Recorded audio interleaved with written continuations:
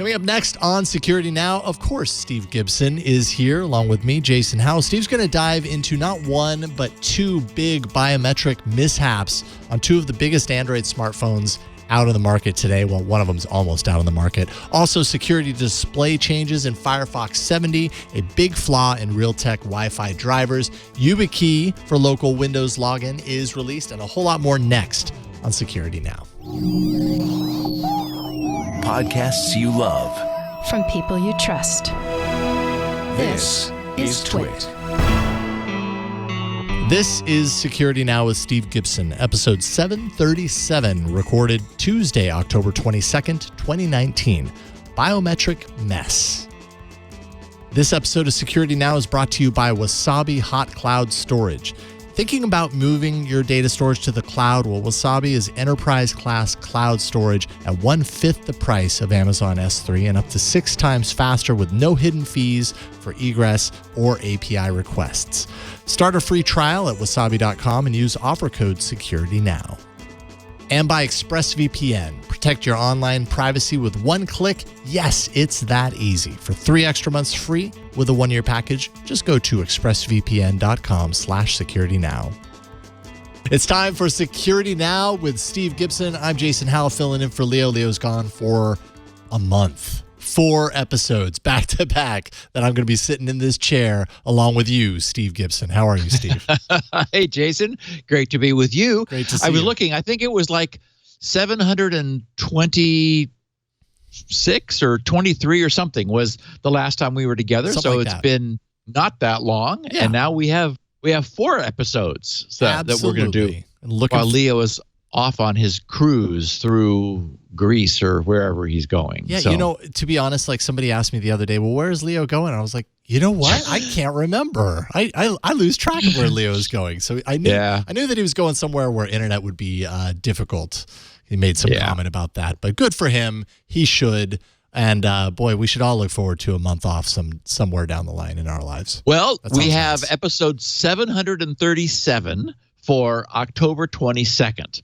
And there was a couple of things that hit the news that, I mean, I was aware that you were going to be my co-host. Of course, you're Mr. Android, and these both affected Android devices. So, Yes. well, and they're like big time security issues for us because it's about biometrics. 2 high profile failures of biometric authentication were in the news in the last week. So I thought that's perfect for us to talk about. And I've been wanting to talk about it in general. We've been talking and sort of like following biometrics for at least a decade. We were talking a long time ago about the fingerprint readers at the Disney theme parks. And like, wait a minute. Do I want to be giving Disney my fingerprint for the privilege of, I don't know what, like getting in through the gate more easily than I would otherwise. And so even back then we made a joke of it. We were talking about giving them your knuckle instead of your fingerprint. It's like, don't give them your fingerprint, give them your knuckle. Were you saying to punch them? Is that so? Yeah, I'll give you my anyway, authentication. We are going to finish by talking about that, but we've got a bunch of course, as we always do, interesting news of the week. And I'm staying true to my promise not to beleaguer our listeners with talks of crypto malware, because we sort of had for a while there this summer, we were just, it was becoming the ransomware crypto podcast, and I think we maybe pushed our listeners a little bit too far. But we're going to check back on the frenzy, on the frenzy to turn the Checkmate iOS jailbreak. Well, iOS vulnerability, the boot ROM vulnerability, into a consumer-friendly iOS jailbreak. That's underway. That was the title of last week's podcast, was Checkmate, because it was such a big deal. The idea that all devices from the A5 chip up through the A11 all incorporate a boot ROM flaw that Apple can never change because it's literally in ROM, which is soon to be leveraged into a jailbreak. We're not quite there yet, but we'll talk about that. We also have a new instance of stealth steganography, which is sort of interesting because it's the whole concept of hiding something in plain sight. We've got a number of forthcoming changes to Firefox's URL display in the next version of Firefox, which will be number 70. Also, an update on the state of Microsoft's ElectionGuard open source voting system. Also, there is of super important interest to all Linux users, and apparently that includes, again, Android devices. Yep. Any Linux or Android device using the Realtek Wi-Fi chip has a buffer overrun has been found, which is as bad as it gets. We'll talk about that. No patch yet, but one is in the works. And of course, the problem is lots of people won't patch. We also have some welcome news from Yubikey. We'll touch on a couple miscellaneous media tidbits, just because our listeners know that I like some things that are on TV, and I'm an avid sci-fi reader. And, John and I have just recently been exchanging email about something that's about to happen.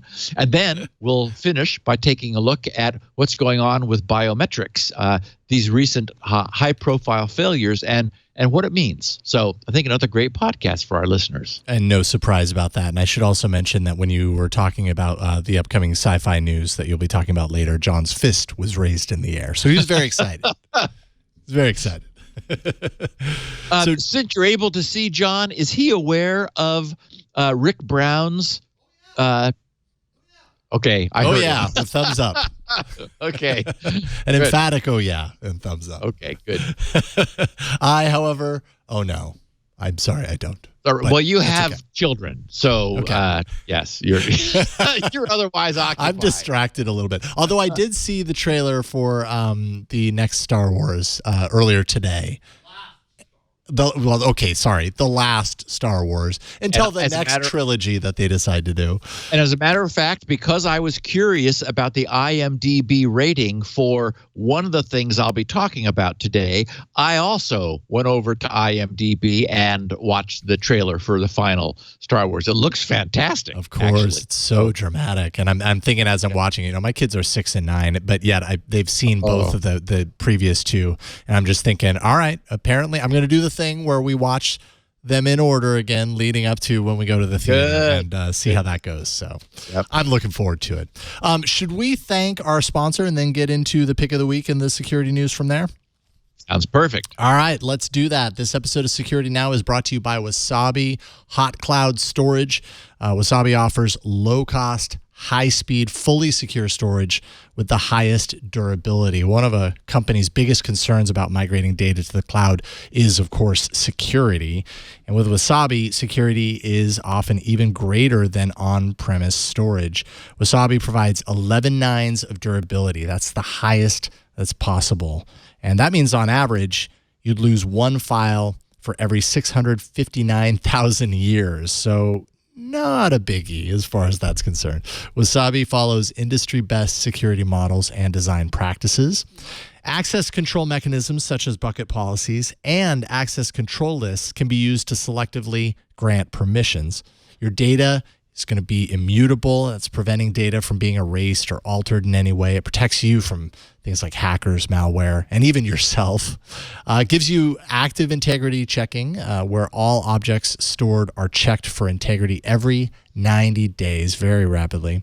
HIPAA, FINRA, and CJIS compliant, and not just highly secure disruptive technology that's turning the industry on its ear. Wasabi lays data on disks sequentially, as opposed to in blocks. And the result there is storage that's 80% cheaper and up to 6 times the speed of the industry leader. The result overall is storage that's radically affordable, it's fast, and it's secure. And that's why you need to check out Wasabi. Calculate savings for yourself and start a free trial of unlimited storage for 1 month. Go to wasabi.com. While you're there, click the free trial link and enter code SecurityNow. Just one word, SecurityNow, Join the movement and migrate your data to the cloud with confidence. Go to wasabi.com and make sure to use the offer code SecurityNow while you're there. And we thank Wasabi for their support. All right, make it rain, Steve Gibson. Well, our picture of the week was it was a fun one that I encountered when I was pulling the show together. It's not something that most iOS users ever see, which is the screen of an iPhone showing, a bunch of like OS booting sort of stuff. Anybody who's ever booted a Unix or Linux is used to seeing all of this amazing cruft scroll up the screen. That's not something you ever experience on an iOS device. So anyway, this is a screenshot of a jailbreak in progress, showing the Eli Stage 3 screen of text with a bunch of mumbo jumbo on it that doesn't really matter.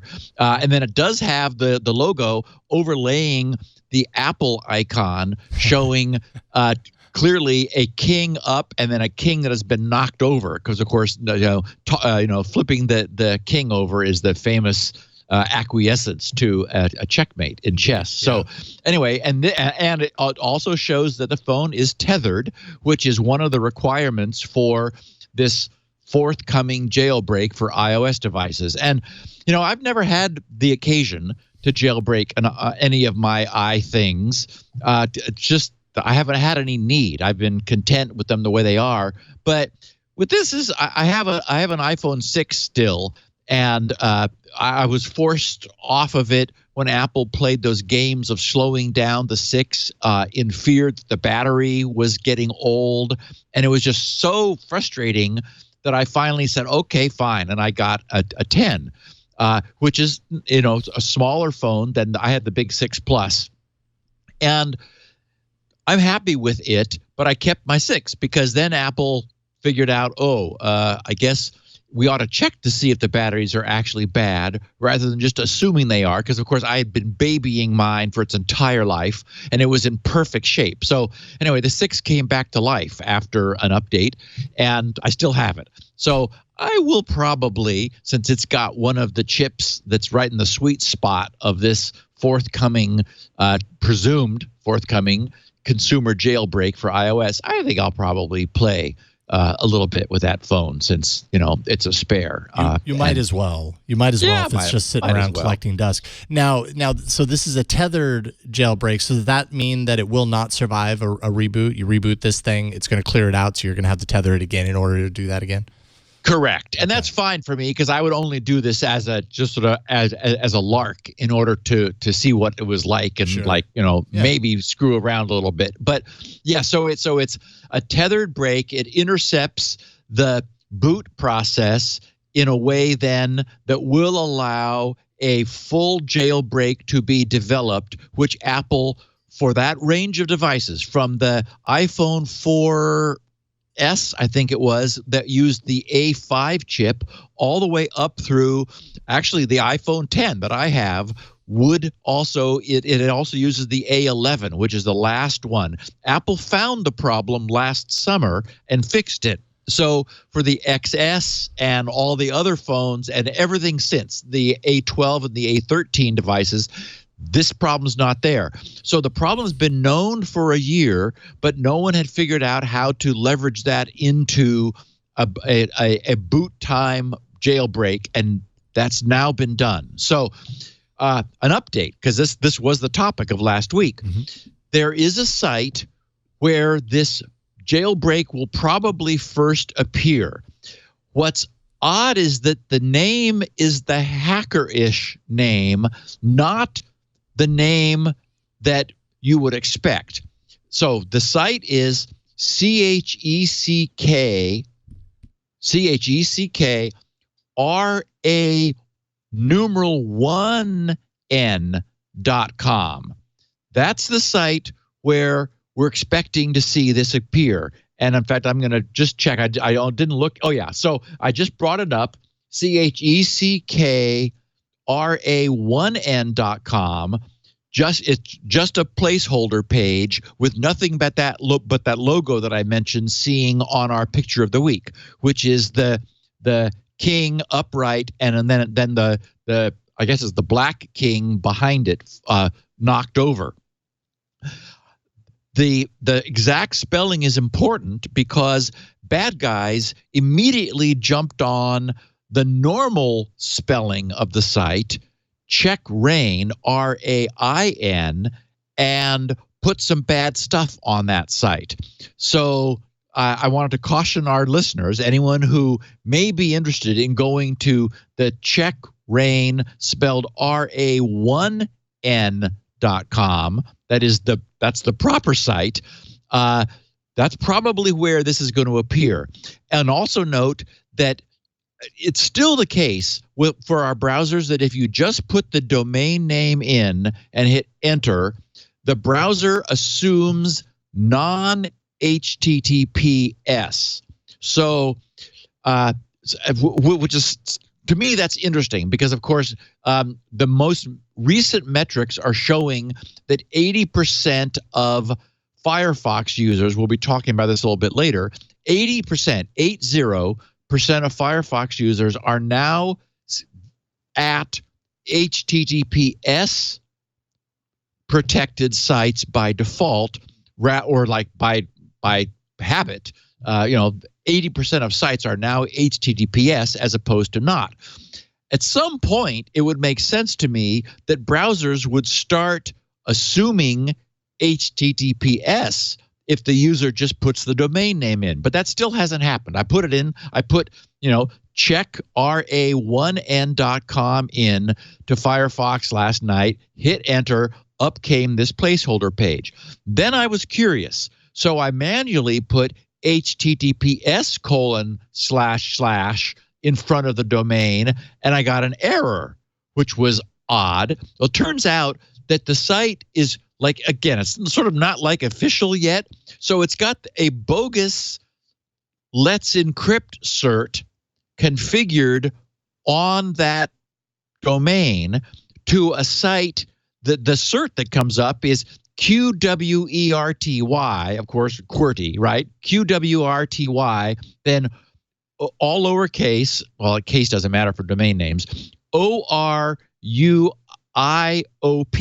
So then it's not quite across the top, that first row of alpha, but then it kind of ends up with the UIOP. So let's see, I guess it's just they inserted an extra O in there, and then it resumes with YUIOP.com. Anyway, so I thought, what the heck? So then I went there, and what's there is that same QWERTY ORUIOP, and then it says -security researcher and a few other lines of text, but there's nothing else at that site either. So I don't know what's going on. But that certificate is currently configured on this weird check ra1n.com site. So your browser, of course, complains. I had to push through a bunch of "Are you sure?" and blah blah blah warnings. But so just put in, just go http:// or don't do anything, and your browser will probably take you there.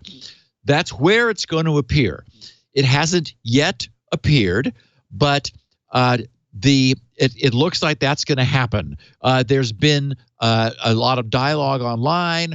The hackers are scurrying to leverage the checkmate vulnerability, which is still up as a sort of as a proof of concept up on GitHub.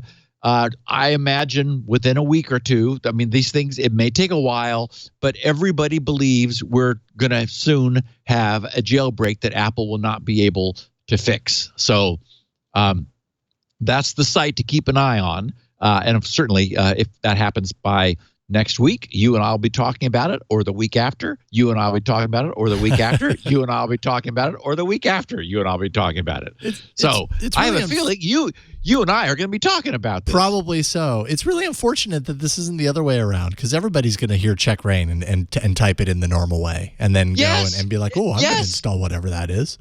Yes, isn't that stupid? It's really unfortunate. The dumb that the hacker did the hacker-esque or didn't get both of them. I mean, .coms are cheap now, and so it's like, wow, that just seems like so unfortunate, because what is at check rain is it's not malware, but it offers some kind of semi-malicious pay to load junkware apps, which unwitting users are going to grab, thinking that it's the jailbreak, and it's not. Anyway, as we know, Steganography is the practice of hiding in plain sight. Well, kind of. A better way to put it would be adding unrelated. Well, at least in the digital era, you could certainly have used steganography back in Picasso's day to hide some image in another image. But now that we're in the digital era, you would call it adding unrelated data to an existing file in such a fashion that the original appears to be unchanged while still carrying that unrelated data. And we've talked about image files having that done to them. JPEG and PNG image formats have had steganographic content added to them while still showing the original image. With JPEG, it's very tricky, because JPEG itself is deliberately a highly lossy compressed format. As we know, it achieves very high compression of images by representing the original image in the frequency domain using a technique known as discrete cosine transforms. So the point is that what's put in there, the original image that's compressed, is not at all what comes back out, but it visually looks similar to our eyes. By comparison, PNG images, when they are not using a reduced color palette, which they can be palletized images, which then approximates the exact colors in the image with a reduced color set in order to get additional compression. But when it's not using a color palette, when it's using full 24-bit color depth, those images are inherently lossless. And so that makes hiding data in their least significant image pixels much more straightforward. Anyway, what security researchers have now detected in use in the wild is, they're calling them malicious wave format audio files. And I guess it's malicious content, but the wave format will not, it's a non-executable format, very much like images. So it's not like playing the wave format would unless there was a flaw in the wave codec, which the wave format was leveraging, playing the wave format would not itself execute malicious content on your system. The idea is that for some reason, the bad guys are conveying malicious content hidden in a wave file. And in some cases, the WAV file still sounds fine. It's like it seems unaltered. In other cases, it just sounds like noise, like static. So it turns out that they've found them both being used, both using least significant bits in the audio sample, in which case our human ear would not notice a few, maybe it's even more than one. We would not hear a little bit of least significant bit noise in your typical audio playback. In other instances, they're just putting a WAV file header on the front of a traditional binary format file, and when you play that back, it just sounds like white noise. It just nonsense. So anyway, semantic researchers spotted the Russian-backed Turla threat group, also known as Waterbug or Venomous Bear. No one seems to be able to agree on the names of these Russian guys. They all make up their own names, and then they later realize, oh, those are the same people that somebody else was talking about. Anyway, they're delivering the publicly available Metasploit Meterpreter backdoor embedded in a WAV file audio track.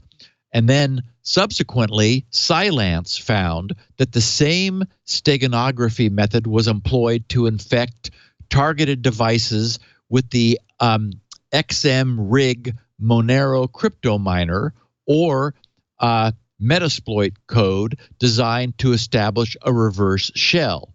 But again, you have to have some malware on the receiving end that knows to look inside the WAV file to obtain this content. So it must just be that the bad guys have chosen to hide stuff in these formats because they are not typically scrutinized by firewalls or intrusion detection systems. You know, those intermediate filters see a WAV file and go, yeah, okay, fine. You know, they're not listening to it. Now, in the case of this one that's completely nonsense, it would be possible to listen to it, kinda, and like to see whether it looks like a WAV file, because visually we're able to examine the samples in a WAV file and see, complex sine wave frequencies that are obvious. And what a binary file looks like is just absolute nonsense, absolute gibberish, clearly non-audio content. So if anyone really cared, it would be possible to discriminate that, that kind of a WAV header on top on the front of a binary file as a means for getting it through some sort of an intrusion detection system. On the other hand, technically it's a valid WAV file. So you'd have to decide if you really wanted to block something. I mean, maybe somebody wants white noise WAV file for some purpose that's legitimate and isn't in fact nefarious in content. So anyway, the researchers took these things apart, did determine that in the audible one, the one that still remained playable, that there was least significant bit steganography occurring, and that the receiving code was extracting the least significant bit, reconstructing a file that was of interest to it, and then doing something with it. In the other instances, they were employing essentially a one-time pad based on a pseudo-random number generator to scramble the file, which would then be descrambled by XORing it with the same pseudo-random pad output on the receiving end, in order either to decode it into a standard Windows PE format executable or to execute shell code. So just another interesting instance of steganography that we've not seen employed before in a WAV file. And I suppose, again, if intrusion detection systems were concerned about this, it would be unlikely that they could detect it as LSB, as least significant bits, but certainly if something doesn't in any way look like it would be audibly playable, that is, it's just binary noise, I could see that an IDS might just decide to block it at the perimeter, because it would be a means of getting a high density executable file past perimeter firewall and safeguards. My question on that is, what exactly is the difference between binary noise, just jumbled binary noise, and real white noise? They probably sound the same, and there are reasons to have audio files that are just white noise. Yes. So I wonder if there's any sort of difference that could be detected along the way between the two. So I've spent a lot of time in my life looking at binary executable code, and generally you've got. I mean, there are definite regions that are not white. You normally one of the reasons people compress Windows PE format files is they notoriously have huge blocks of zeros. For example, data regions in executable files are initialized to 0. They're not left uninitialized. They're all set to 0. The advantage is, if you make the mistake of using that as a pointer, you'll get a null pointer, and that's guaranteed to cause a crash, rather than it depends upon what data was already in RAM when the file loaded.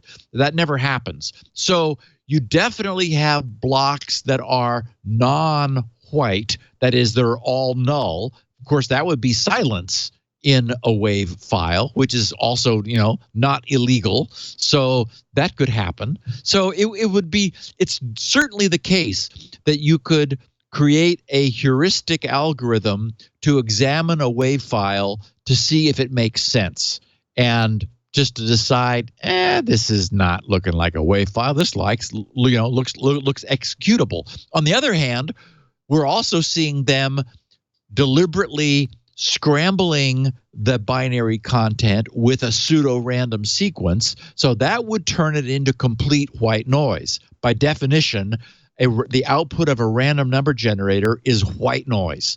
So it's absolutely uniformly distributed random samples. So if you XOR anything with that, you're going to get white noise output, which is always sort of oddly counterintuitive, but it's true. And then you re-XOR that white noise with the same pseudo-random data, and you recover your original non-random executable content, which is the way a lot of block ciphers or stream ciphers especially operate. So interesting. Yeah, very interesting. You've got a three-fer on Firefox coming up. Yeah, we do. As happened with Chrome, and actually there's a nice reason. I considered putting the third story first, just to increase the significance of the other two, because the third story is about, and we'll get to it in a second, about how the German security arm, Germany's cybersecurity. I'm at loss for words. Not foundation. Authority chose Firefox among 4 competing browsers: Safari, IE, Edge, and Chrome. No, not Safari. So it was IE, Edge, Chrome, and Firefox. Of those 4, Firefox was the only one to qualify for all of the points that this German cybersecurity agency, that's the perfect word I was looking for, was looking for. But we'll get to that in a second. First, we're currently at Firefox 69. And Firefox has been gaining in popularity. Leo has switched to it. I'm still with it. I've always been with it, because it's turning out to be the one that is that's demonstrating the greatest concern for its users' privacy and security. Google is in the understandably delicate position of being all about advertising, and advertising is all about tracking. And so Chrome, just, which is a Google property, is kind of stuck there in the middle. Firefox isn't. So Firefox 70, which will be released next, I think it's by the end of the year. I don't remember. I didn't have it in my notes here. But we're at 69 now. So it's the next major release of Firefox. We'll be following the industry to change the way sites appear in the URL address bar. Currently, under 69, we get a nice, friendly green padlock for HTTPS sites and for sites that are presenting an extended validation, an EV certificate, the company's full name is shown. All of that changes with the next major release. Unfortunately, probably forever. The padlock no longer is green. It's kind of, a dark gray. And that's intended to signify that HTTPS is the new norm. No more green. Previously, only insecure pages with login forms would be shown an angry red slash through a black padlock. Now, with release 70, the next one, all pages, every page of non-HTTPS sites, which is to say just HTTP, will receive the angry red slash padlock, regardless of whether or not they are requesting sensitive information from their visitors. In other words, HTTPS is, as I said, the new norm. And as with Chrome, the user will need to dig down into the URL window shade dropdown if they're curious to inspect the type of certificate being presented by the site. That will be the only way in the future to see whether a site is using an EV certificate. That they've decided they're going to economize on the space in the URL. Also, as we've discussed previously, it is the case, for example, that right now, under this current Firefox 69, if you go to my site, grc.com, it says Gibson Research Corp in in green. That's been the traditional EV indicator. It's been noted, however, that there's nothing to prevent some other entity from incorporating Gibson Research Corporation in a different state of the United States and validly registering an EV certificate that shows the same name, which would lead anyone to believe, because we've been around a long time, that they're Gibson Research Corporation with an EV certificate, when in fact they are, unfortunately, with the same name, because I can't prevent somebody else from registering a name outside of California. So that's what happens. I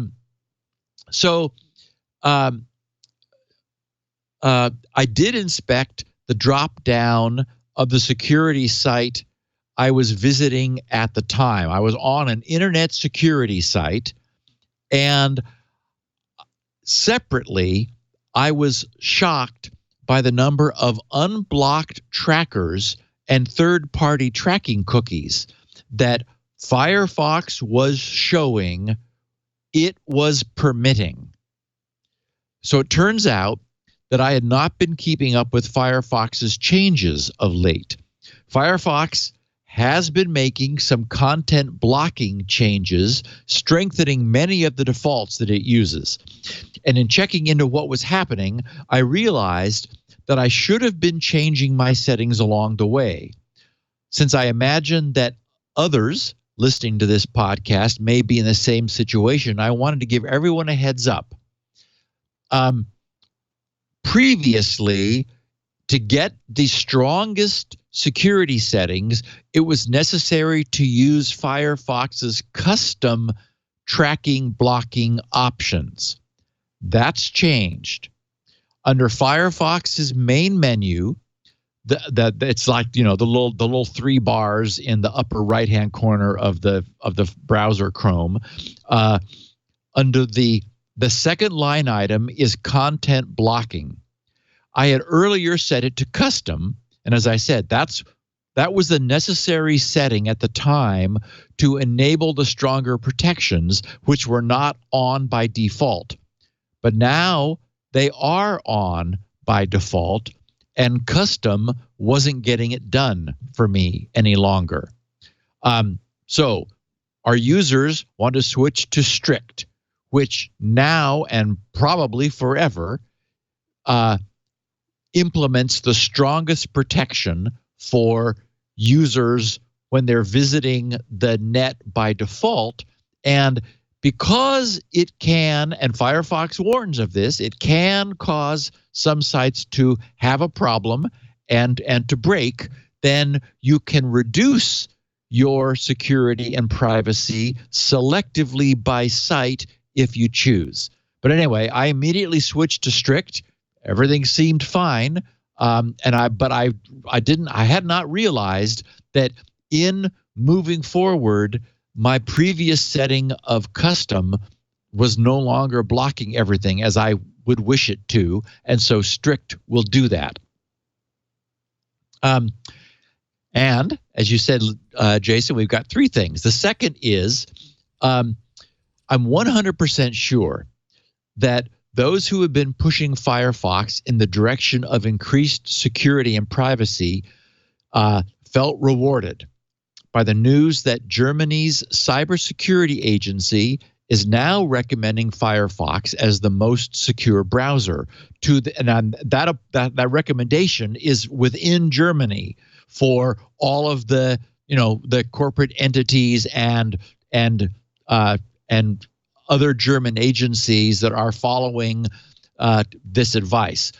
I cannot pronounce the name of this German Federal Office for Information Security.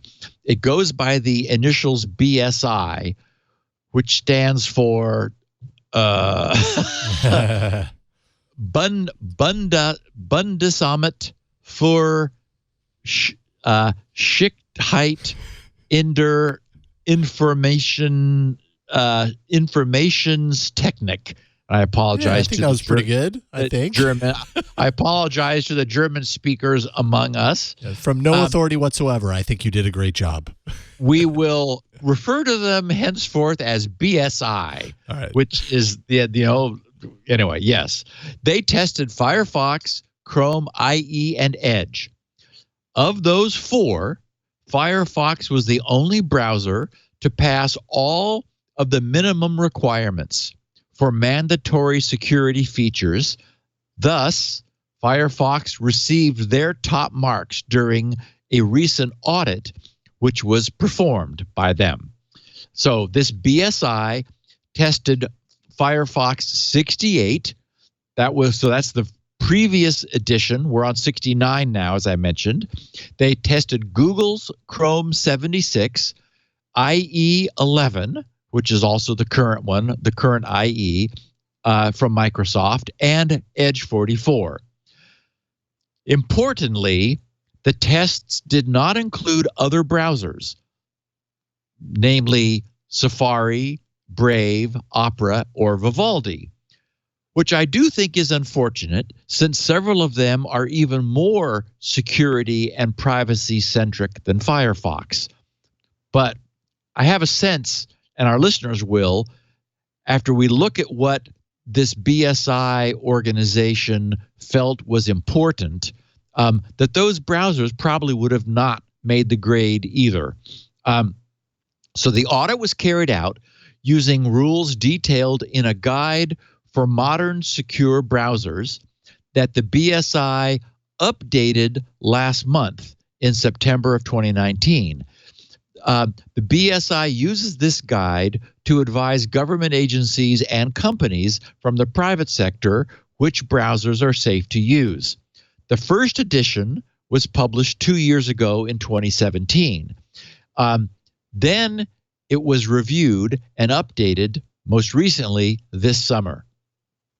As a consequence, the BSI updated its guide to incorporate an awareness of the improved security measures over the last 2 years, which have recently been added to our modern browsers. So that includes things like, well, in fact, HSTS is older than that, has been around for quite a while. That's, of course, HTTP Strict Transport Security. Also, SRI, Sub-Resource Integrity. That's the provision for verifying that something you are requesting from a remote server has not been changed. CSP, Content Security Policy, that we've talked about extensively, which allows the web server to publish its policy for which it wants the browser to enforce for the things that it subsequently requests. Also, telemetry handling and improved security, improved certificate handling mechanisms. So, according to the BSI's new guide, to be considered secure, a modern browser must satisfy a set of minimum requirements. And I'm going to tick off a 21-point list. But I think it's important and interesting to look at what this is. A lot of these things won't matter to end users.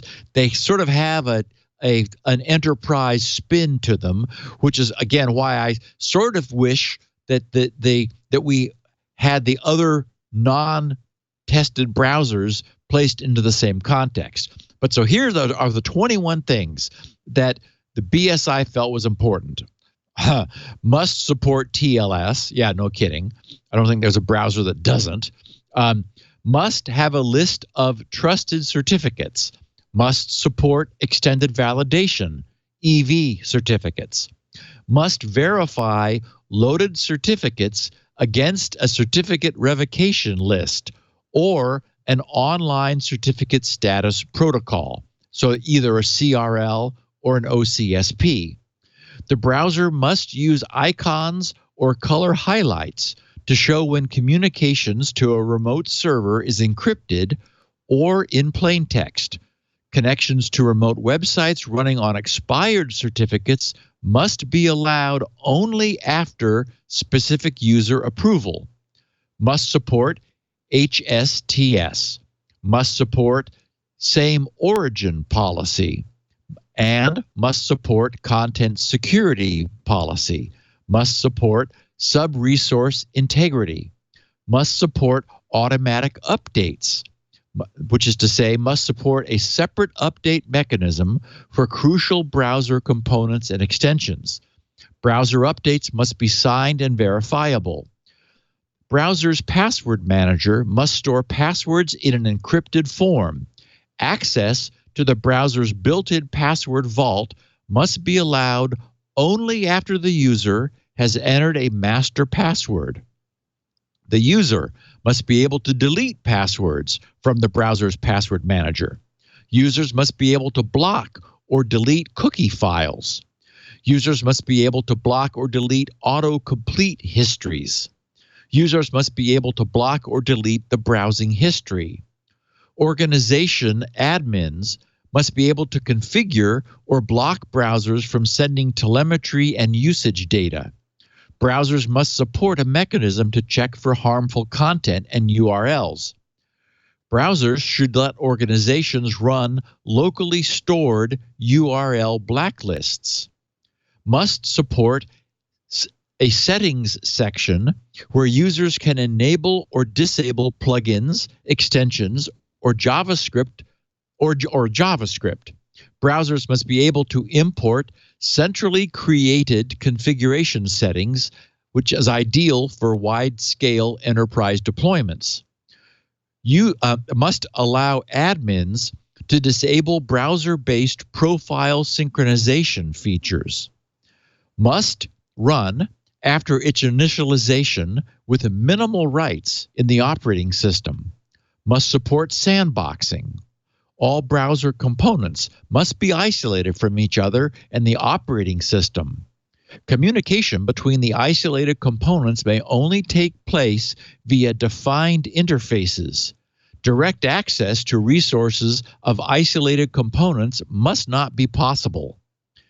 Web pages need to be isolated from each other, ideally in the form of standalone processes. Threat level isolation is also allowed. Browsers must be coded using programming languages that support stack and heap memory protections. Browser vendor must provide security updates no longer than 21 days after the public disclosure of a security flaw. If the primary browser vendor fails to provide a security update, organizations must move to a new browser.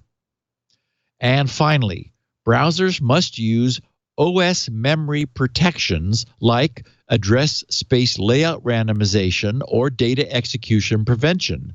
Organization admins must be able to regulate or block the installation of unsanctioned add-ons and extensions.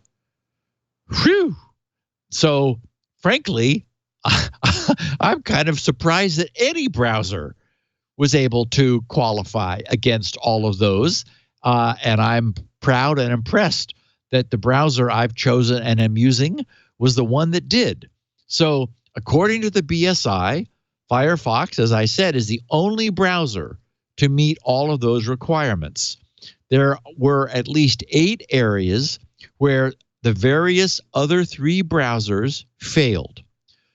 So to simplify things a little bit, I'll first note that IE failed all of these 8 requirements. And I don't know if that's that important.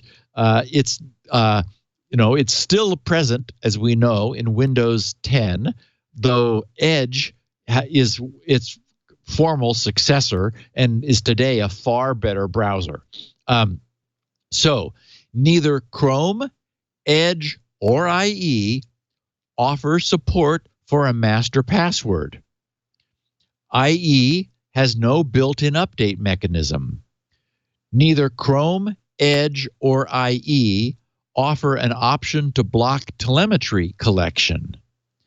IE alone is lacking in its support for same origin policy, content security policy, and sub-resource integrity support. And really, in this day and age, if you can't support same origin policy and content security policy, you're no longer in the game. So, IE is probably still present only for legacy support of, in enterprise instances where they've got things that will not run under Edge and only run under IE. It really is time to move away from that. Fifth, neither IE nor Edge offer support for browser profiles and different configurations. And lastly, Chrome, Edge, and IE all lack a provision for what was called organizational transparency. Whatever that is, Firefox has it. So it was the one that Germany chose as the only one they're now recommending going forward. And again, since this is not a comprehensive list of all available browsers, I recognize that it's a bit skewed. But on the other hand, reading through that list, I would be surprised if any of the other ones were also able to qualify. It's sort of amazing that Firefox could, because, wow, they really did set a pretty high bar. Whew. Very nice. And we got one last little bit here. We do. You refer to it as housekeeping. Should we take a break before we get to that, though? Let's take a break, and then we will do our third of the 3. Fantastic. Chapter 3 of Firefox coming up next. This episode of Security Now is brought to you by Expressvpn. Now, I know personally for me, I'm a big fan of Expressvpn. I've used a lot of VPN over the years. Some much more difficult to use than others. ExpressVPN is downright simple. They make it easy. And when you're talking about VPN, when you're talking about protecting your data and protecting your privacy, like, you want easy. Easy means that you use it more. And thankfully, that's what ExpressVPN is all about. It's super reliable. It's a way to make sure that your network data is secure without slowing your internet speed. That's another big hiccup that happens with VPN, is things slow down a bunch, but I don't notice that with ExpressVPN. So why should you care about encrypting your data? Well, I mean, you listen to Steve each and every week. You probably already know this, but for anyone who's been hiding under a rock, that makes it easy for hackers to bypass Wi-Fi security and steal your information by exploiting flaws such as crack, that's key reinstallation attack. This is one example. If you ever use Wi-Fi at a hotel or at a shopping mall, basically what you're doing there, you're sending data over an open network, and that means that you're not using any encryption at all, and so that data is exposed. It's out there. It's someone knows how to grab that data out of the thin air. They can do it easily because it's unencrypted. So the best way to ensure that all of your data is encrypted and can't be read by those hackers is by using ExpressVPN. You just download the app. You can download the app on your computer or your smartphone, and then you use the internet as you normally would. You just click the one button in the app, and then boom, you're secured. 100% of your network data is protected. ExpressVPN is fast. It's also reliable. It's recommended as the #1 VPN provider by TechRadar and CNET. ExpressVPN takes privacy and security to the next level. They invented a technology called Trusted Server to ensure that VPN servers run from RAM. So there, no data logs are written to the server's hard drive, even by accident, so you're protected even further. I just love ExpressVPN. It's super simple, very effective, and keeps things fast. So you should check it out for yourself. If you want the best in online security and privacy protection, head over to expressvpn.com/security now. You'll get 3 extra months free with a 1-year package when you do that. Protect your internet today with the VPN that I trust, that we trust here at TWiT to keep our data safe. Go to expressvpn.com/security now to get started. And we thank them for their support of Security Now. All right, so great. We're gushing about Firefox. What else is awesome about it? Yes. Meanwhile, I'm over here like I'm a Chrome user. I'm like, okay, well, maybe I should switch over to Firefox. Well, Chrome is the majority browser. It is. More people are Chrome users than anything else. Yeah. And maybe Google will look at the things where it fell a little bit short and decide whether or not they care. Let's see. Master password. I don't know why it doesn't have that. Block telemetry collection. That would seem like a good thing to, offer it as a switch. Leave it, leave it off by default, but give it to the user if they want to. And then organizational transparency, whatever the heck that is. So, provide some, and then Google could be recommended in Germany. Right. So Mozilla has wisely recognized that its own internal HTML JavaScript-based browser pages could be subject to exploitation. We're often talking about config, which is just this unbelievable list of line items of tweakable things that is inside of Firefox. And in fact, it's so big that you have to use the search bar in order to whittle it down to something manageable. So anyway, we're always talking about that. Mozilla's taken the wise precaution of preemptively blocking both inline and eval JavaScript on those pages to prevent any possibility of successful script injection attacks. They recognize that, mistakes can happen, and they had to go through some hoops to rewrite those pages to be safe after, to still be functional after this block was put in place. It turns out, and I wasn't aware there were this many of them, they have 45 internal, locally hosted pages. Config is the one we're always talking about. There's about : downloads, about : memory, which shows Firefox's memory usage, about : new tab is the default page that you get with a new tab, about : plugins. Believe me, I'm not listing all 45. I'm just the top few. About : plugins is a list of all your plugins as well as other useful information. About : private browsing opens a new private window. That's a handy shortcut. And about : networking displays various networking information. And there's another 36 on top of that. So since all of those pages are written in HTML and JavaScript and render within the essentially unlimited security context of the browser itself, they are prone to code injection attacks that, in the case of a vulnerability, could allow remote attackers to inject and execute arbitrary code on behalf of the user, i.e. in things like cross-site scripting attacks.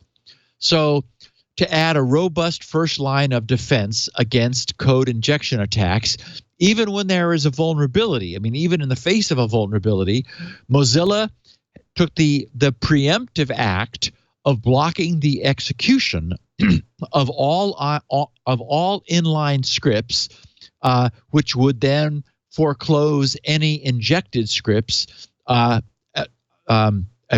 part of that.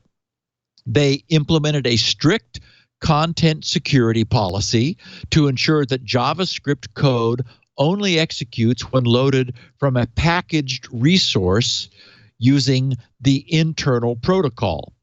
That required them to, as I mentioned, to rewrite all inline event handlers and moved all inline JavaScript that had been present in those pages out of line into separate packaged files for all 45 of those about : pages.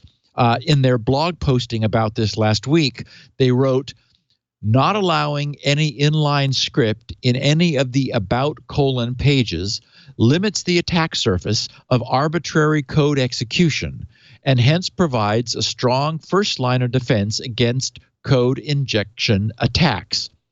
So when attackers cannot inject script directly, they will fall back. They'll tend to use the JavaScript eval function and similar regarded as dangerous functions to trick the target applications into converting text into an executable JavaScript script in order to achieve code injection.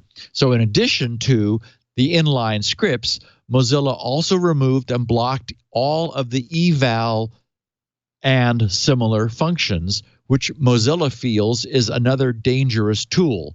They're not happy that it's in JavaScript, but they need to support it.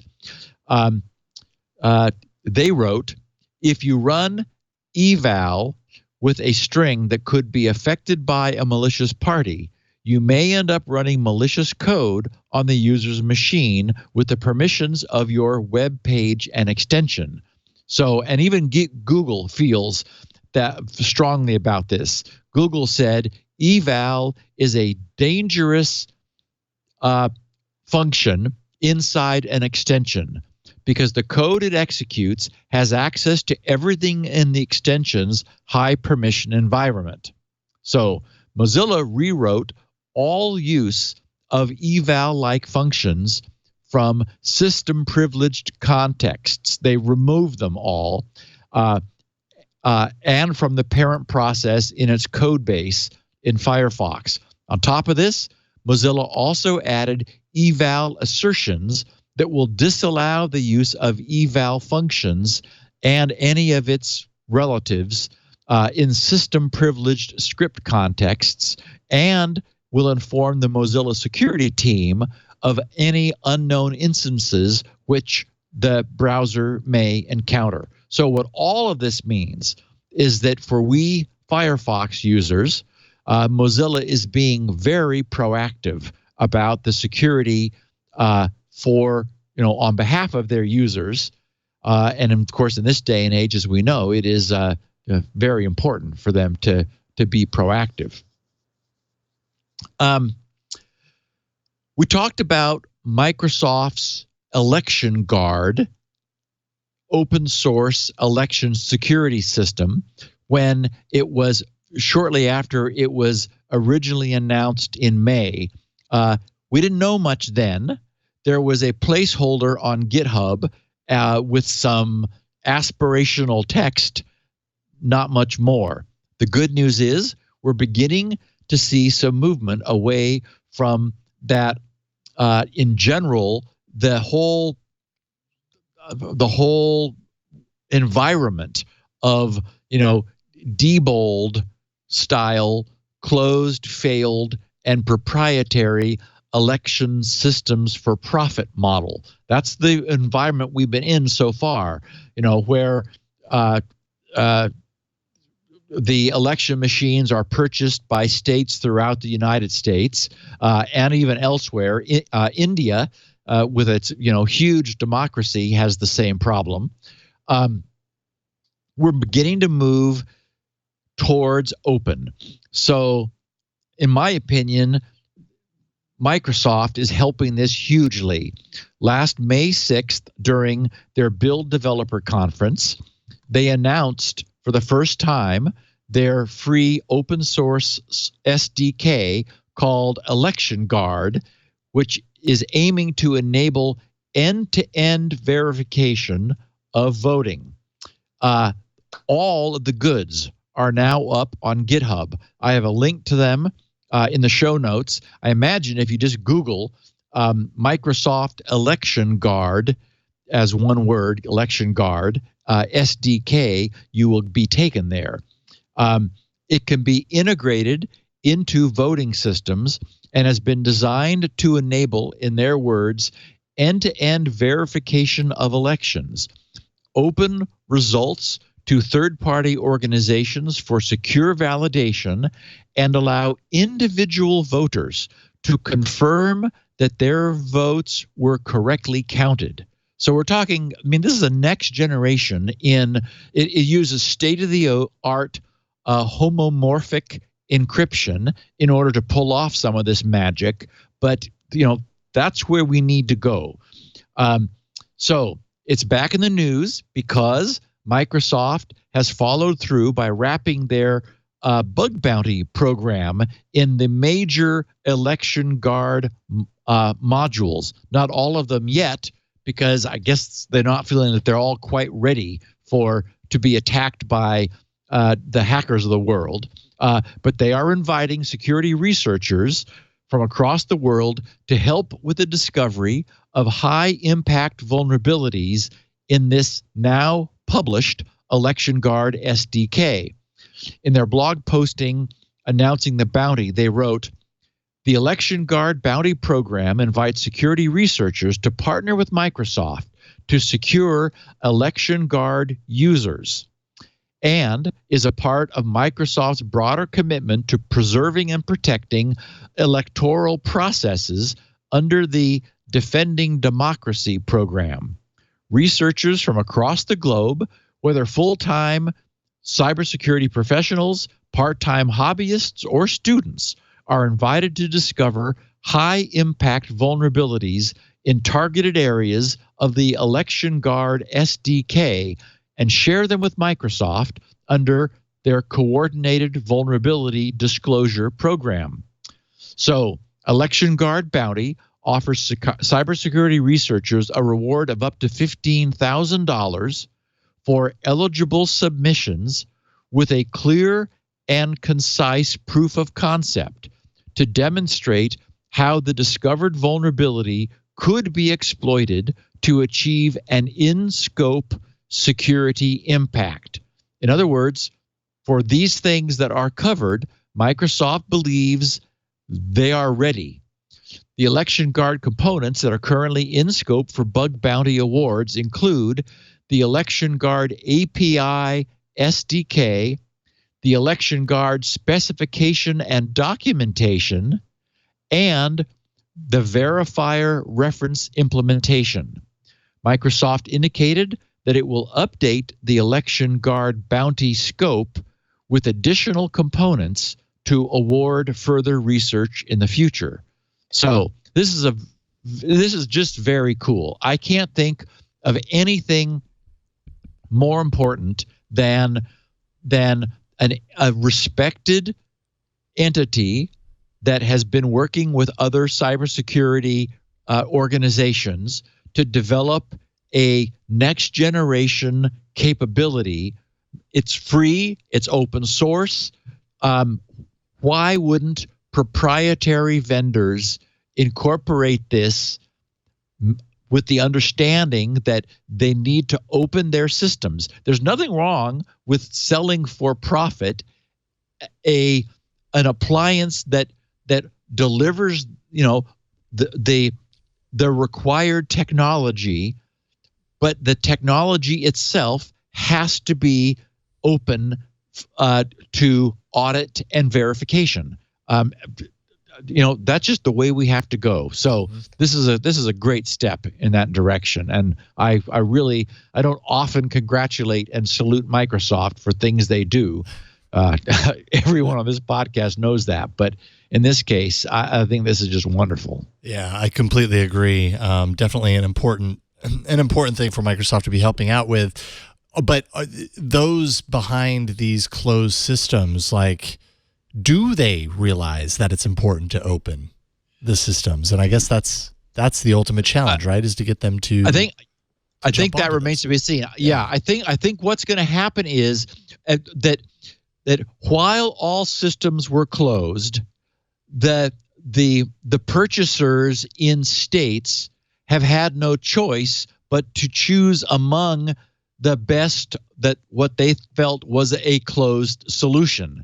As now that we have open solutions, and there have been some rumblings that states would no longer purchase any closed solution. So that's what we have to have. As soon as one of the major vendors switches to ElectionGuard and offers a commercial implementation of Microsoft's open and auditable ElectionGuard system, then it'll be possible for the purchasing entities spread across the U.S. to say, okay, we're not buying it unless it is an open, auditable ElectionGuard solution. And the other cool thing is it's not just that it is open and auditable, it offers features that voters want.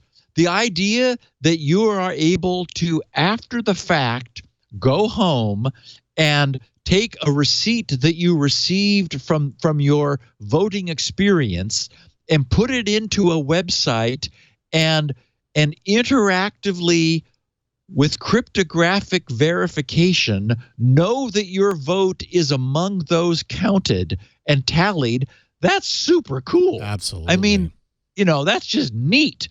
That does away with all of the backroom, shenanigans, all of the problems that we've had in Florida with hanging Chad and all of this. I mean, it's a new game.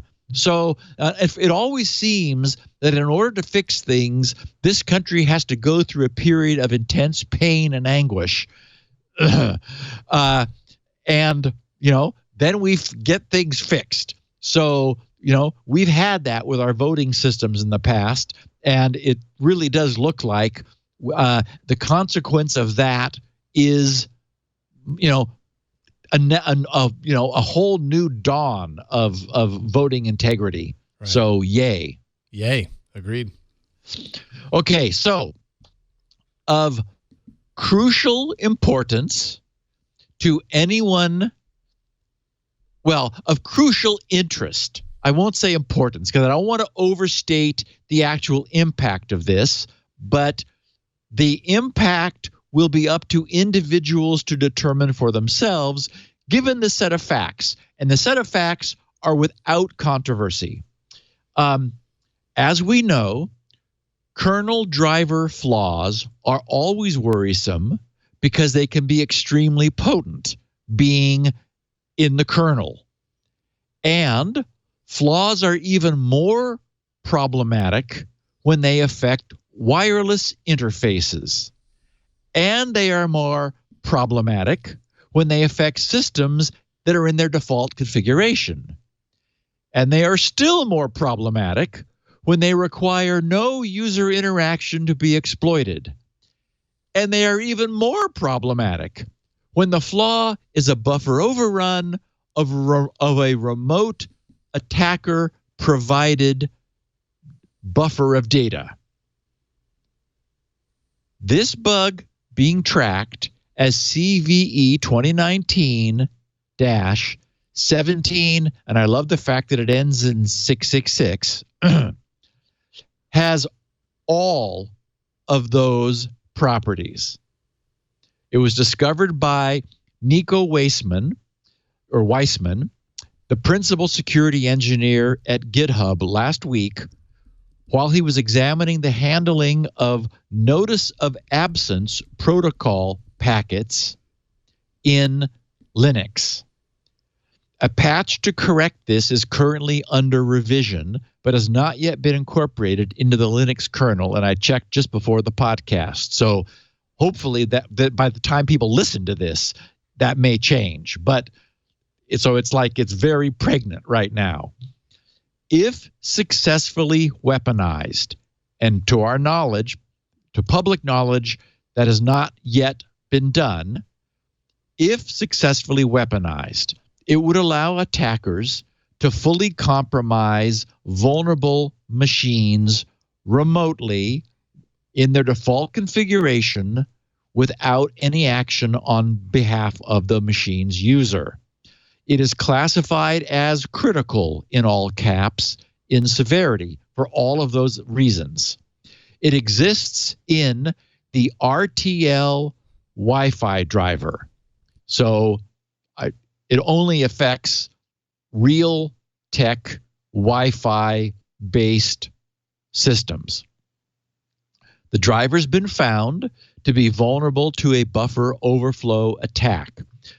Obviously, systems lacking Wi-Fi or with their Wi-Fi disabled or with some other non-Realtek Wi-Fi chip will all be safe. Otherwise, not so much. The driver flaw can be triggered when an affected device is simply within radio range of a malicious attacker's device. As long as the Wi-Fi is turned on, it requires no interaction on the part of the end user.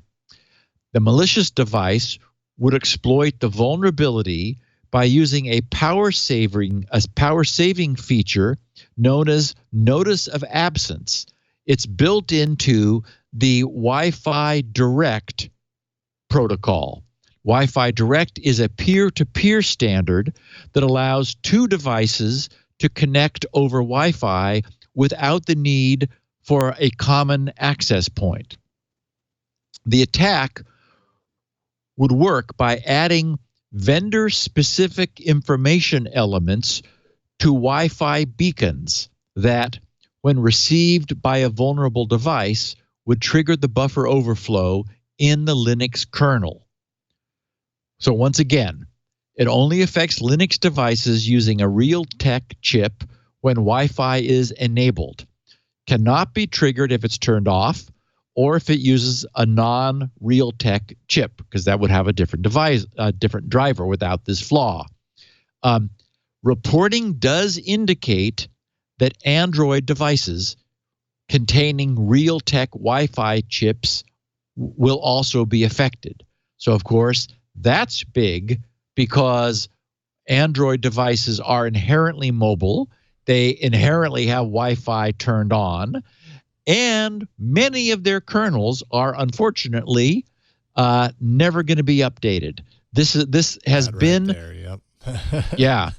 This has been, I've seen some reports saying 2013, which would make it 6 years old, although more credible reports are saying 4 years old. So at least for the last 4 years. On the other hand, that is a ton of Android mobile devices that have been sold by vendors that are not updating their kernels ever. So this is potentially a huge golden nugget opportunity for the bad guys if they can figure out how to weaponize this. So far, all we've seen disclosed publicly is a denial of service, which crashes the targeted device. So we don't yet know for sure that anything more is possible. However, the looking at the source code, and it's easy to do. Everybody, all the bad guys are looking at it right now. It very much looks like a user-provided packet is the thing that will be made to overflow the buffer. And that, I mean, that's the golden keys. That's what you want. The flaw was introduced in the driver innocuously. The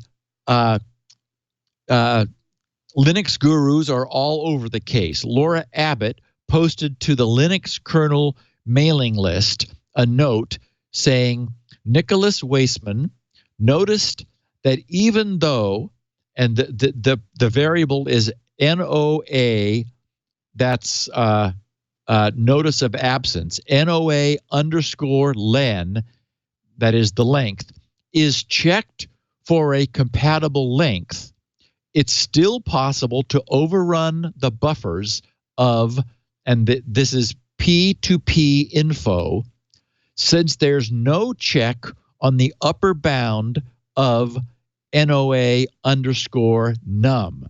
In other words, the NOA len is probably the length that is self-declared in the packet. I didn't look, but that would make sense. Whereas NOA num is the actual size of the packet, and there's no check on it. So then she says bounds check NOA underscore num against P2P underscore max underscore NOA underscore num, which is essentially is like adding one simple test to the code. In other words, it is trivial to fix this. It's not going to take any time at all. They're already, I mean, the fix is known and has been for a week. The problem is it hasn't yet been pushed out, and even when it is, how many systems with Realtek chips enabled of any sort are not going to get that patch? So anyway, security conscious Linux users with Realtek Wi-Fi will want to be on the lookout for a Realtek driver update, which should be coming very soon. This is not a mysterious or difficult to fix patch. I'm sure we will have it shortly. If you are really security conscious, you might want to disable Wi-Fi, like if you don't know that you need it on. There is no way to protect yourself currently with an unpatched Linux kernel and Realtek chips if you need Wi-Fi on. Even if you've established a link to a local access point, your chip will still promiscuously accept an incoming packet on this Wi-Fi direct peer-to-peer protocol that would allow it to be taken over. Again, this has just happened, so there's no publicly known takeover, but I have a feeling, Jason, you and I, in the next week or the week after, may be talking about that having been developed. And it'll be interesting to see if we get more news on the Android front, because of course that's the big enchilada here, because there are, a lot of laptops have Wi-Fi on. Hopefully they will be able to get updated. Linux-based servers probably don't have Wi-Fi enabled. They're all going to be safe.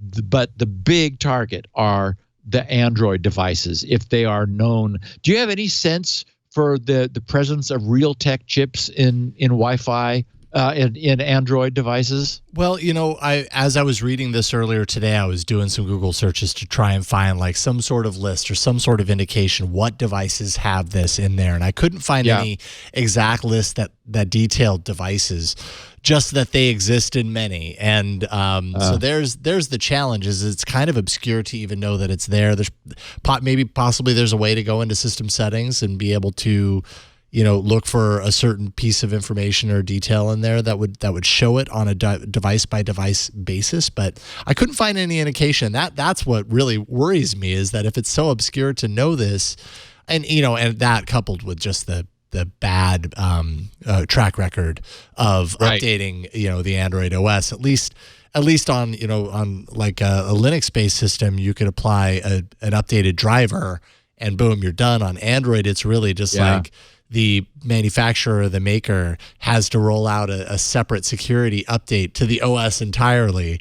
And they're just not motivated to do that. They're really not, especially on 4-year-old devices. So, as with everything in Android security, when things like this happen, I've just over the years, I think become a little jaded and just realize here's yet another thing that's not going to be patched. Google's going to maybe do some sort of update to address it, but who's going to get that? Not many. Well, and in fact, our advice for quite some while after this pattern of lack of third-tier manufacturer updates was clear, was if you want an Android phone, get one from a mainstream supplier that is, like Google, Samsung, one of the big guys that is taking the maintenance of the aftermarket maintenance seriously, because boy, it's necessary. Yeah.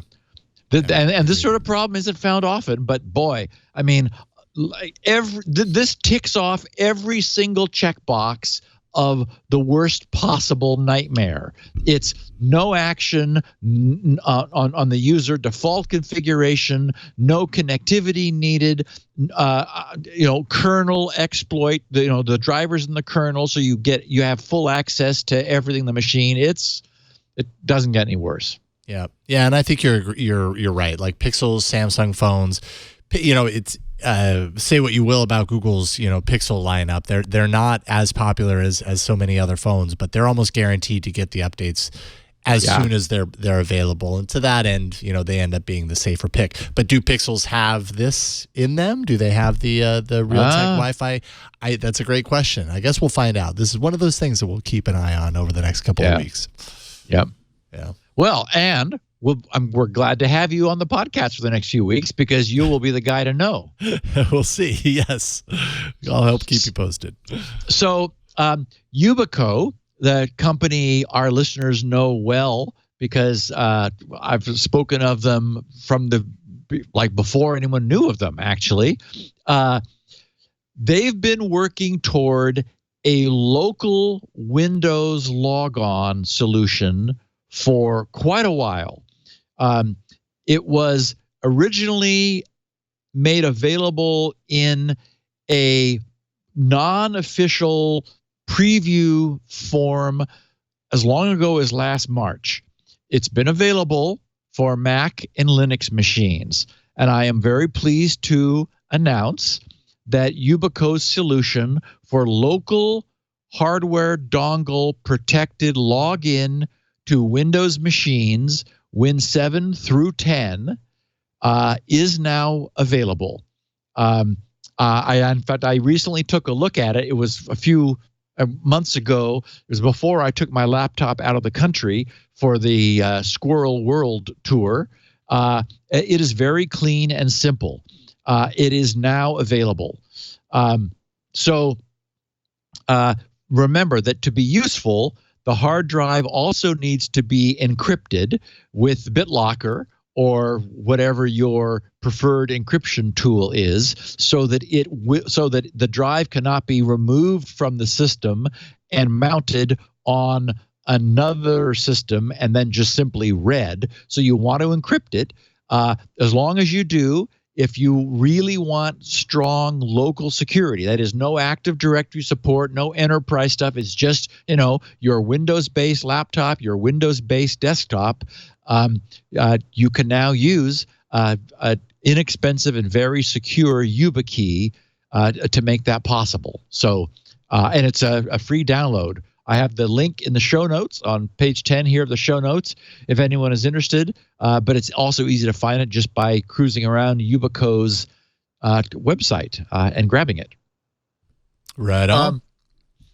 Two quick, short, random miscellany bits.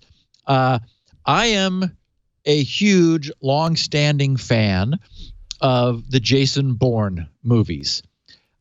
So I was very curious and hopeful to see what the USA Network had in store for us with last Tuesday's release of the first episode of their new Treadstone series, which is set in a time that seems well after the Jason Bourne adventures. At some point, they refer to him in the past tense. This first season will have 10 episodes, each releasing on a Tuesday. So this evening, since this is Tuesday, I will be checking out. I may actually rewatch the first one again, which I did see last week, but it jumped around a lot, and it treated me as though I was smarter than I apparently am. In other words, it left me feeling a bit confused. But I'm going to watch it again. Then I'm probably going to watch the second one. So the jury's still out, but I wanted to bring it to the attention of any other Jason Bourne fans, since it does look like it may develop into something useful. And speaking of useful, the long-awaited and very much anticipated second book in Peter Hamilton's newest Salvation trilogy releases 1 week from today on October 9th. As I mentioned, I was exchanging emails with John Selena in the last couple of days because he mentioned he had reread the first one. I need to reread it too because it's been a while. Unfortunately, that's the only problem with Peter Hamilton stuff is that, the books come out few and far between. They are incredibly good. I mean, he is my absolute number one favorite science fiction author, period. But, there just isn't enough of him.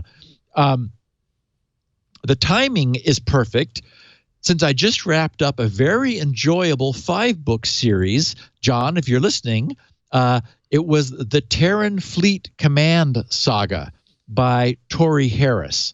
5 books. They're not Hamilton grade, but then in my opinion, as I said, nothing else is. I would recommend the Terran Fleet Command Saga to anyone who enjoys a nice, well-written, slow burn, well-assembled space opera combat mystery involving some interestingly enigmatic aliens. The series had many great moments. And of course, all of this is set against the background of Rick Brown's ambitious and ongoing 75-book Frontiers Saga series that I know John is also reading. After finishing the Terran Fleet Command Saga, I quickly read Book 12 of the second set of 15, which had recently dropped while I was reading the other series, to see how all of the people that we've come to know so well in Rick Brown's series are faring. So I'm, of course, following that. Each of these authors has a very different flavor and style. And if asked, I guess I would be unable to choose among them. I've never encountered any other author with Peter Hamilton's storytelling and reality creation talent. But for the sci-fi content starved, Rick Brown's Frontiers Saga, which just, is producing wonderful pulp sci-fi, is just so much fun. So anyway, just for those who are sci-fi enjoyers, and I know many of our listeners count themselves among that set, I wanted to make a note that the second book in the Salvation trilogy is a week from now I will start rereading the first one just because it's such an enjoyable read, and then I'll know that number 2 is ready, and then everybody is going to be frustrated while we wait for the conclusion. Another year probably, but they're worth the wait. And speaking of worth the wait, Jason, let's take our third break and then talk about the biometric mess that we find ourselves in. This episode brought to you by Steve Gibson. We don't have a third sponsor today, Steve. It's all good. That happened last time. Yes, actually. How about this? Twit.community. If you didn't know we have a forum, go to twit.community, and you can talk with other Twit fans who are on the forum, just basically talking about topics from the shows, talking about pitching in with the hosts of the shows, about the shows themselves. So twit.community. That's the ad. That's the third. It's funny because Leo is so excited about this. It's really cool. It's a lot of fun. Well, GRC has had news groups forever. I mean, GRC news groups predate this podcast. That's how old they are.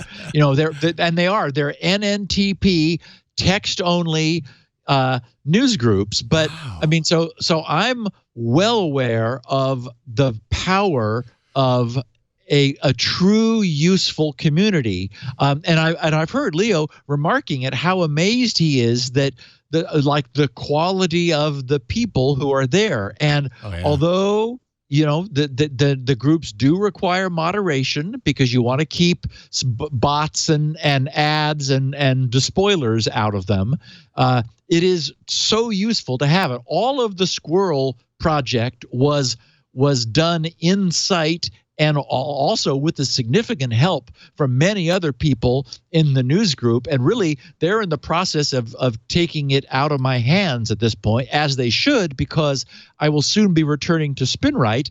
And all of that development was being done and will be done in plain sight in GRC's news groups. And of course, I recognize that there is a place for web forums, which is why Squirrel also has its Squirrel web forums at squirrel.grc.com, where it's sort of a different demographic of people prefer to hang out. Yeah. So it's definitely the case that there is a place for this. So I'm really, really delighted that Twit got some. That's really very cool. Yeah, it's been a lot of fun kind of getting in there, and every once in a while I'll get an email, an auto fire email from the community saying, "Hey, someone mentioned you." It's just nice to have that open conversation, jump in there, and I don't know, it's a good time. Okay, so the mess of biometrics. We had 2 failures in biometric authentication, which hit the news this week.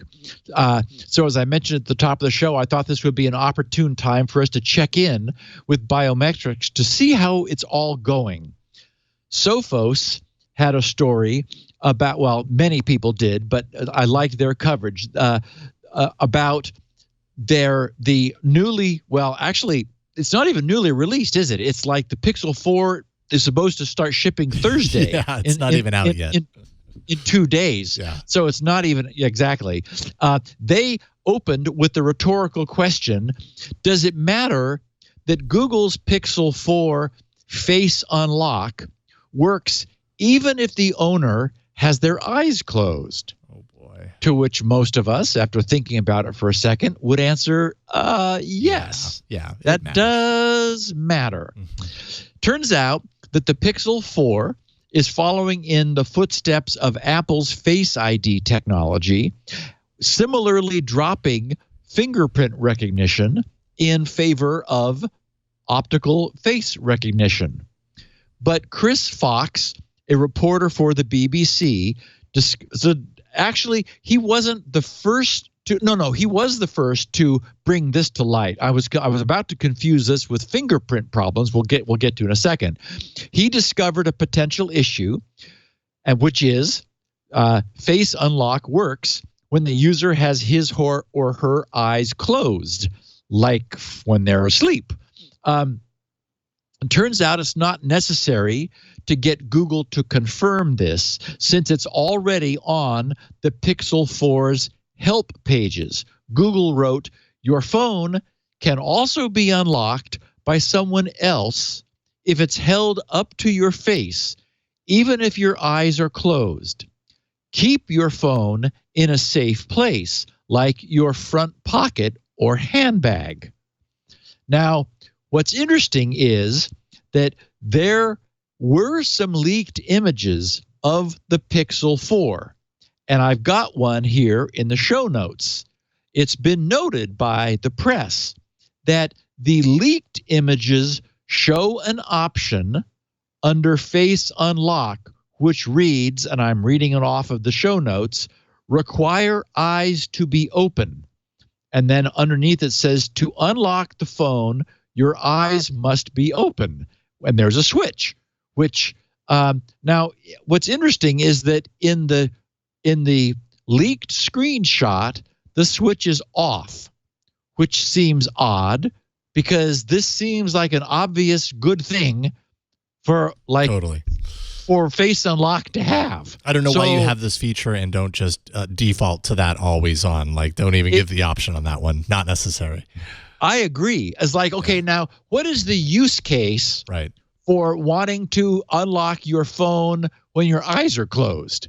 I mean, maybe it's faster because it doesn't have to detect that your eyes are closed. It's just like, oh, we've got all the. I don't know. That's the only thing I can think of. Like, if you want it just slightly faster, but who knows if that's true? Yeah. Who knows if that's true? So the obvious risk is that anybody could get hold of your phone, your kids, your spouse, or your partner, and without your knowledge, unlock it while you're sleeping, or passed out, or for whatever reason you're unconscious, and when your eyes are closed, and have access to your phone.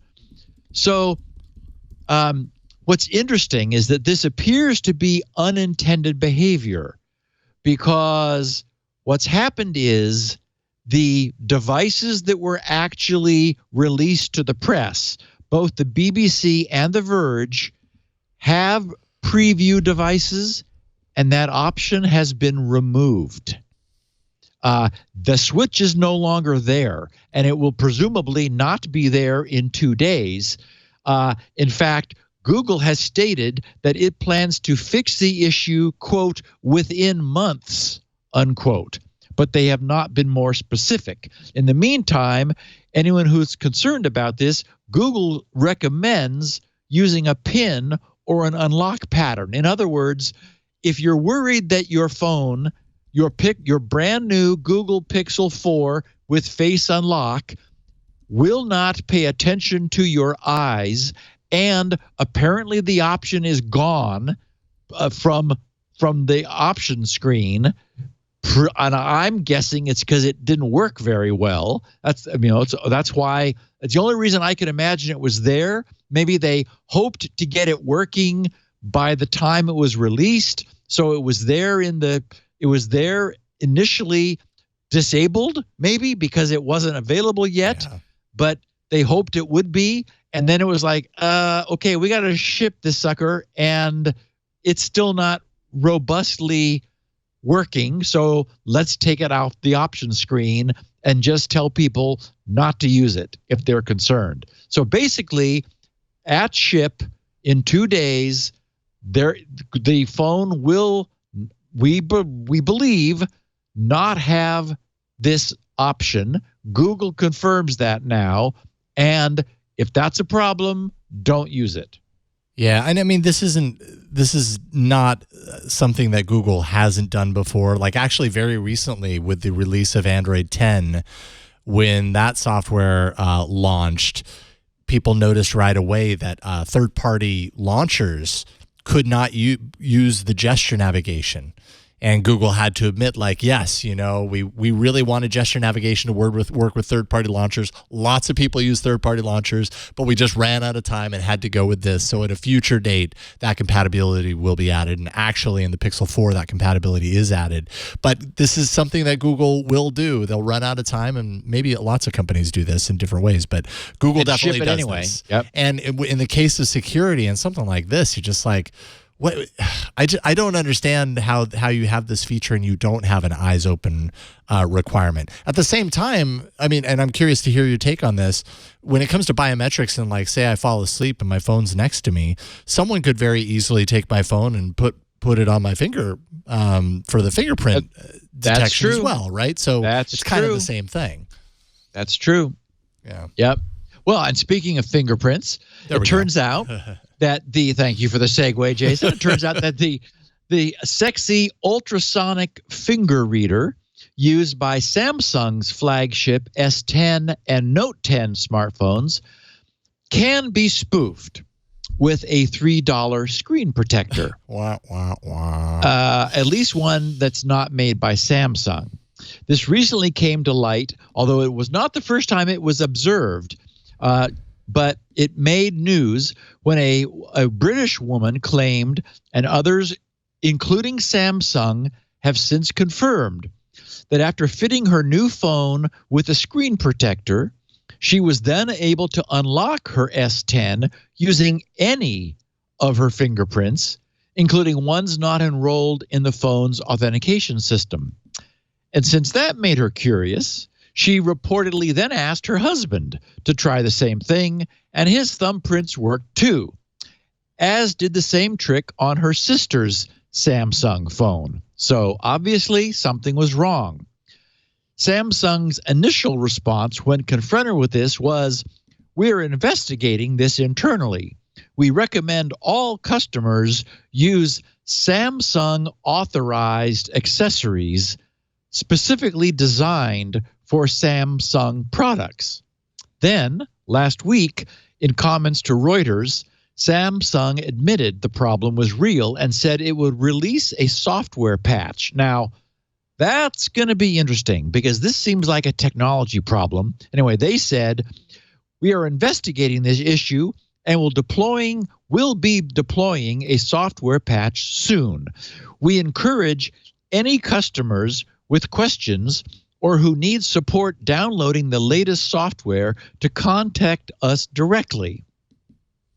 So, okay, the issue with the S10 and screen protectors was first noticed when the smartphone was launched back in February of this year, but the issue failed to acquire critical mass. Unlike earlier designs, which used a dedicated sensor, the Qualcomm ultrasonic technology used by Samsung is embedded behind the screen and uses high-frequency sound, ultrasonics, which are modulated by the pressure of a user's finger against the screen glass. It was noticed, however, that covering the screen with a screen protector could, in some instances, create an air gap that could interfere with the integrity of the system's ultrasonics. Samsung's advice, which still seems a bit flaky to me, is to use its brand screen protectors that use, they say, special adhesives that eliminate the possibility of any gap. So, to my mind, this whole technology seems sketchy at best. Yeah. I would say that ultrasonic trans glass thumbprint reading is not compatible with screen protectors. That is to say, I mean, I think the technology is marginal. And like when you put your fingerprint you press your finger directly on the glass. The idea that you can read an image through the display technology and all of its intervening electronics with some ultrasonic sensor behind there and get an image, to me, that's already amazing. Then the idea that you're going to introduce an additional uncontrollable layer of goo, which is to say adhesive, and then a plastic laminate in between the glass that is being read to me, I wouldn't be at all surprised if this update actually checks to see if they are able to get an image and refuses to operate if there is no image obtainable. That is to say, if in fact there's an air gap, then you're not going to actually get anything that looks like a fingerprint. And so probably the technology that existed just took whatever it was getting and said, okay, you got a weird thumb, lady, but fine. And then just used it. But when in fact it wasn't a thumb, it was an air bubble that it was resolving. And so anybody else pressing on it got the same air bubble. So maybe what they're going to do is be a lot more discriminating about, does this actually look like a finger or not? Right. And just say, no. And then say, buy a real screen protector, or sorry, maybe they'll just decide our technology is not compatible with screen protection. Good luck. Get a good case. I don't know. Yeah, we'll see how that goes. Yeah. And to me, it feels like they've hit a big bump in their fundamental biometric technology. And really, this sort of speaks to the larger issue that I just sort of wanted to address, which is that, we're always talking on this podcast about the trade-off between convenience and security. A long, impossible to memorize password is incredibly inconvenient and incredibly secure if you otherwise manage it correctly. If it is really long and full of gibberish, if it's high entropy, uses all the available characters, that's really strong protection. And it can, although it isn't used to identify someone because we can't prevent them from using monkey 123. If it actually were if it had 256 bits of entropy, it could be used to securely authenticate someone. I mean, it's that good. Whereas notice that the biometrics we're using today, they're not identifying someone. They're confirming a presumed identification. That's a far lower bar to meet. For example, time-based tokens, the 6 digits that change every 30 seconds. Similarly, they don't identify you. They only confirm your presumed identity, which again is a much lower bar to meet. So the biometric systems that we have today, they're making a go no go decision. They assume they like who it is. They've been trained on someone's face, and so they're looking out at the person going, does this look like Granny or not? And making a go no go decision. So what we're asking for is far lower determinism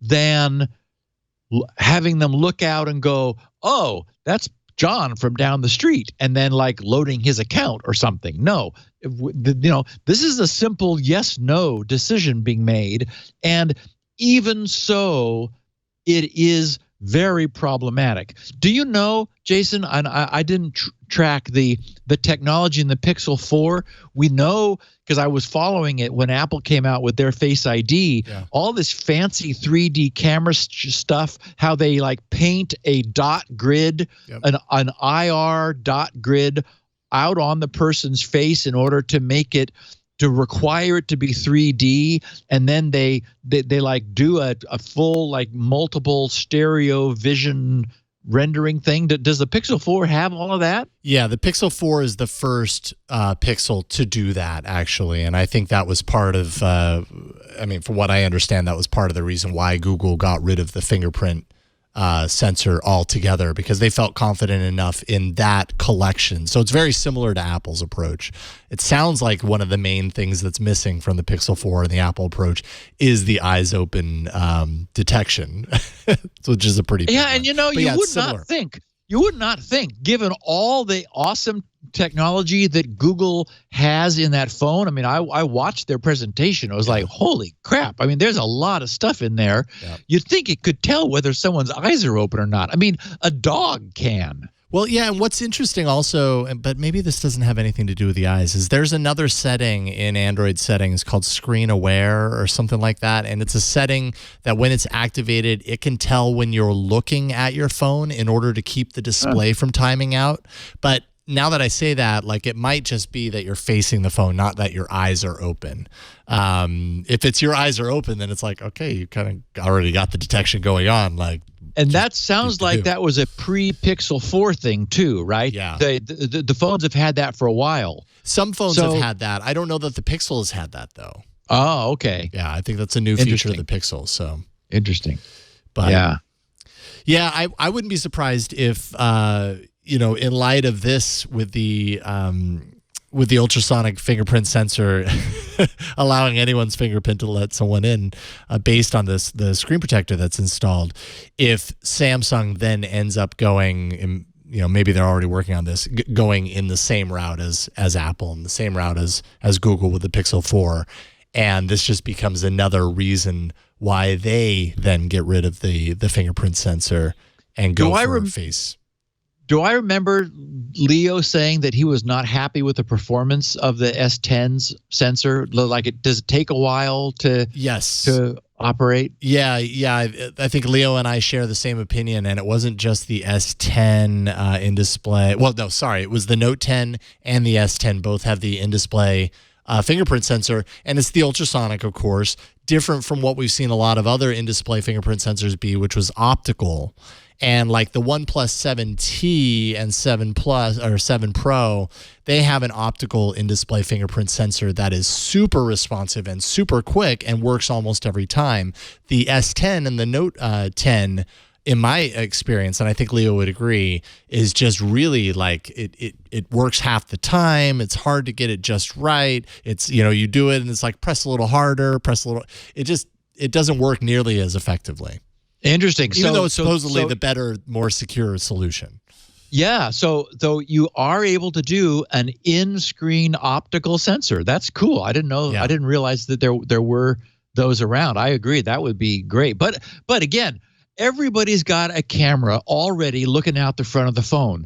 The problem, of course, is that it's 2D, and you absolutely need to have 3D in order to, up the ante and try to determine whether this is a live or static person. So so everybody's being, and who knows? I mean, we've already seen like 3D modeling of faces and all kinds of other stuff that you're able to do once you've got 3D camera technology looking out at you. So it just sort of seems like that's the direction everyone's going to go in. Yeah. And of course, the other problem that we didn't talk about, but we have in the past when we're discussing biometrics is a super complex long password, which can be used to uniquely identify you and is incredibly robust and secure, can be changed.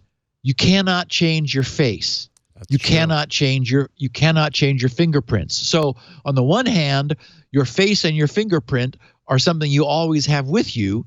The problem is there's something you always have with you, and like for life, rather than just for your current excursion from the house.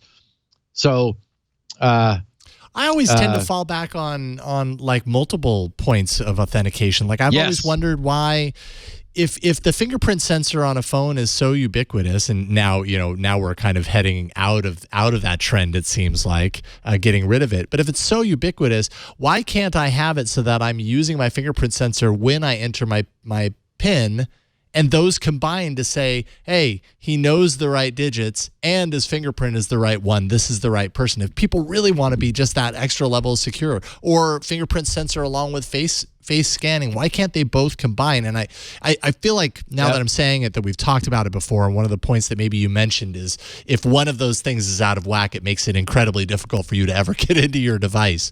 Maybe that was you. I can't remember. Maybe it was someone else. But and in fact, I do remember you and I talking about that. And that's the other problem, is that you got multiple factors, and they're all a little bit soft. So so you have, on one hand, you don't want a false positive, so you don't want to allow somebody in who should not get in, nor do you want a false negative. You don't want to prevent the authorized user from getting in when they want to get in. I mean, that's very frustrating. I remember, I think it was the very first Touch ID, something that Apple did just wasn't working that well when they first released it. It was like, and it was required. I think it was the very first Touch ID, or maybe I later figured out how to overtrain it, and I think that's what it was. I was able to overtrain it and then bring its reliability up where I wanted it to be. But again, because it's a heuristic system that's inherently making a judgment call, does this look enough like the person I've seen before? Because of course our faces are changing subtly over time. Right. Our hands pick up damage from the environment, cuts and scrapes and things sometimes. So it's, am I sure enough about who this is? But if it was a super high entropy password, it's not a matter of being sure enough. It's like, holy crap, that's got to be the person, because nobody else could get this. Could get this right. Right. And so we're dealing with, the more soft decisions we make, the softer the overall compound decision becomes, and that means that we become more likely to false positive or false negative, and that doesn't help anybody either. So, it seems very clear that biometrics is the future. People want the convenience. The only thing I would suggest to people, and we've said this on this podcast before, is give your phone to other people. Stick your phone in other people's faces. See if it unlocks for them. Have other people challenge your fingerprint reader.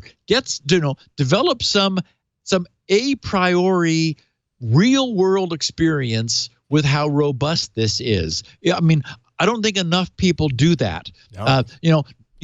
Nobody asks someone else to try guessing my password on my phone. I mean, that's just, we know that's not going to happen. But, it'd be really interesting to get some actual sense for whether other people whose faces will open your phone. Yeah.